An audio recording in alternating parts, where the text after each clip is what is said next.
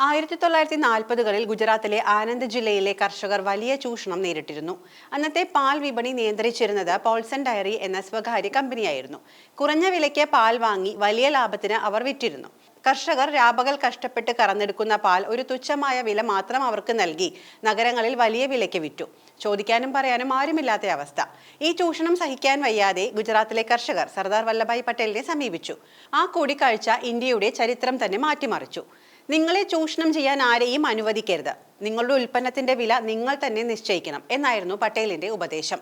ഇതിനെതിരെ സർദാർ വല്ലഭായ് പട്ടേലിന്റെ നിർദ്ദേശപ്രകാരം കർഷകർ സംഘടിച്ചു. അങ്ങനെ 1946-ൽ കൈറ ജില്ലാ സഹകരണ പാൽ ഉൽപാദക യൂണിയൻ രൂപീകൃതമായി.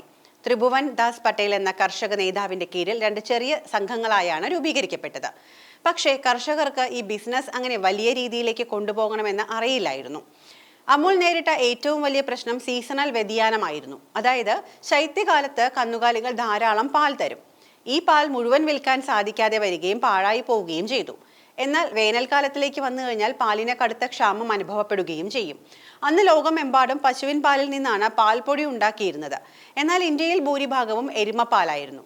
എരുമപ്പാലിലെ കൊഴുപ്പ് കൂടുതലായതിനാൽ അതിൽ നിന്ന് പാൽപ്പൊടി ഉണ്ടാക്കാൻ കഴിയില്ല എന്ന് വിദേശ വിദഗ്ധർ വിധി എഴുതിയിട്ടുണ്ടായിരുന്നു. ഈ വെല്ലുവിളി ഏറ്റെടുത്തത് ഇന്ത്യയുടെ പാൽ മനുഷ്യൻ എന്നറിയപ്പെടുന്ന ഡോക്ടർ വർഗീസ് കുര്യനും അദ്ദേഹത്തിന്റെ സുഹൃത്തായ HM ദലാലയുമാണ്. അമേരിക്കയിൽ നിന്ന് ഉന്നത പഠനം കഴിഞ്ഞ് മടങ്ങിയെത്തിയ ഡോക്ടർ വർഗീസ് കുര്യന് സർക്കാർ നൽകിയ ജോലി ആനന്ദ് എന്ന കൊച്ചു ഗ്രാമത്തിലായിരുന്നു. സത്യത്തിൽ അവിടുത്തെ ചൂടും പൊടിയും സഹിക്കാൻ വയ്യാതെ ജോലി രാജിവെച്ച് മടങ്ങാൻ തയ്യാറെടുക്കുകയായിരുന്നു വർഗീസ് കുര്യൻ. പക്ഷേ അവിടുത്തെ കർഷക നേതാവായ ത്രിഭുവൻ ദാസ് പട്ടേൽ കുര്യനെ തടഞ്ഞു. കർഷകരുടെ ഈ നിസ്സഹായ അവസ്ഥ കണ്ടപ്പോൾ കുര്യന്റെ മനസ്സ് മാറി. താൻ പഠിച്ച വിദ്യ ഈ പാവപ്പെട്ട കർഷകർക്ക് വേണ്ടി ഉപയോഗിക്കാൻ അദ്ദേഹം തീരുമാനിച്ചു. ആദ്യമൊന്നും കാര്യങ്ങൾ അത്ര എളുപ്പമായിരുന്നില്ല. വിദേശ കമ്പനികളാകട്ടെ ആവുന്നത്ര തടസ്സങ്ങൾ സൃഷ്ടിക്കാനും ശ്രമിച്ചു. അവർ ആനന്ദിലെ ഡയറിയിൽ പരീക്ഷണങ്ങൾ നടത്താൻ ആരംഭിച്ചു.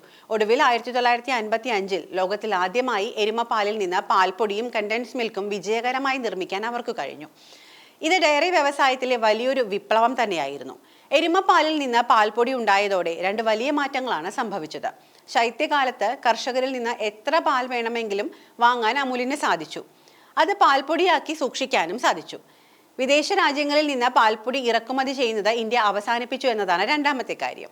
ഇന്ത്യ പാൽ ഉൽപ്പന്നങ്ങളിൽ സ്വയം പര്യാപ്തത നേടി. അമുലിന്റെ ഈ വിജയം കണ്ട അന്നത്തെ പ്രധാനമന്ത്രി ലാൽ ബഹദൂർ ശാസ്ത്രിയാണ് ഈ മാതൃക ഇന്ത്യയൊട്ടാകെ വ്യാപിപ്പിക്കാൻ ഡോക്ടർ കുര്യനോട് ആവശ്യപ്പെട്ടത്. അങ്ങനെയാണ് ഓപ്പറേഷൻ ഫ്ലഡ് എന്ന പദ്ധതിയിലൂടെ ഇന്ത്യ ലോകത്തിലെ ഏറ്റവും വലിയ പാൽ ഉൽപാദക രാജ്യമായി മാറിയത്. മറ്റൊരു രസകരമായ വസ്തുത, ലോകത്തെ പാലിന്റെ കാര്യത്തിൽ ഒന്നാമതെത്തിച്ച ഡോക്ടർ കുര്യന് പാൽ കുടിക്കുന്നത് ഒട്ടും ഇഷ്ടമായിരുന്നില്ല എന്നതാണ്. അദ്ദേഹം പാൽ കുടിക്കില്ലായിരുന്നു. തന്റെയും കർഷകരുടെയും കഥ ലോകത്തെ അറിയിക്കാൻ അദ്ദേഹം ഒരു സിനിമ നിർമ്മിക്കാൻ ആഗ്രഹിച്ചു. പക്ഷേ പണമായിരുന്നു അവിടെയും വില്ലൻ. അന്ന് അമുലിലെ 5 ലക്ഷം കർഷകർ 2 രൂപ വീതം സംഭാവന നൽകിയാണ് മന്ദൻ എന്ന സിനിമ നിർമ്മിച്ചത്. ഇന്ത്യയിലെ ആദ്യത്തെ ക്രൗഡ് ഫണ്ട് സിനിമയായിരുന്നു ഇത്. ഈ സിനിമ പിന്നീട് ദേശീയ അവാർഡും കരസ്ഥമാക്കിയിട്ടുണ്ട്. അദ്ദേഹം ഒരു സർക്കാർ ഉദ്യോഗസ്ഥനോ ബിസിനസ്സുകാരനോ ഒന്നും ആയിരുന്നില്ല. ഒരു പ്രൊഫഷണൽ മാനേജർ മാത്രമായിരുന്നു അമുലിന്റെ. അമുലിന്റെ ഉടമസ്ഥാവകാശം മുഴുവനും കർഷകർക്ക് തന്നെയായിരുന്നു. അദ്ദേഹം ഒരിക്കലും അമുലിന്റെ ലാഭത്തിൽ നിന്ന് വലിയ വിഹിതം കൈപ്പറ്റിയിട്ടില്ല. മറിച്ച് കർഷകരുടെ ജീവിത നിലവാരം ഉയർത്തുന്നതിലാണ് ശ്രദ്ധിച്ചത്.